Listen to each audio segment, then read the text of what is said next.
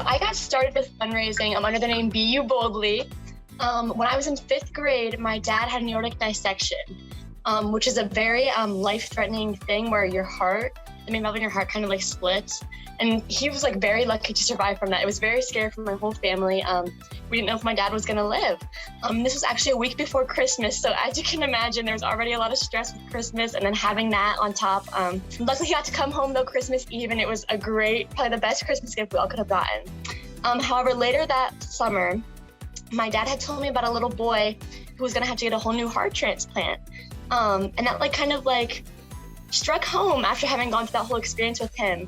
But that April was my birthday, and I had gotten my ears pierced, and I was super excited to make jewelry, so I started making earrings and stuff.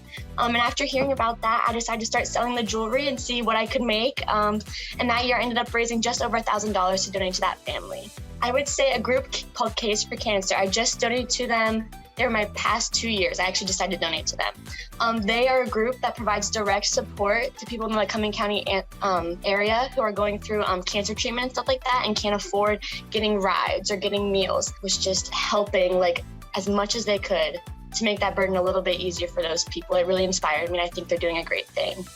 The thing that I like the most about giving to others is getting to hear their stories and see how they've taken one of the sourest lemons life can give and just turning it into lemonade in a beautiful way. All the people that I've met, they're all so sweet and so understanding and caring after going through such a traumatic thing.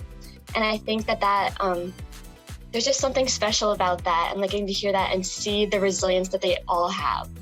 And just getting to be a part of it and help them in whatever way I can. It just means a lot to know that I'm making a difference somehow for them. Making the burden that they have a little bit easier. When my dad went through his whole thing, I remember one of the families that we had known, or two of the families that we know, got together and got my whole Christmas presents.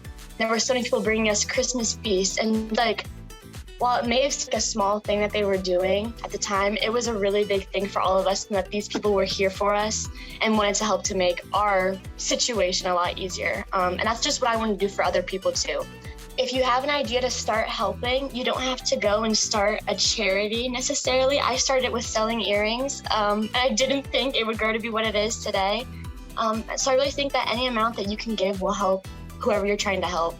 And don't be discouraged to just feel like you have to go big to make a difference. It can be something really small to make a change.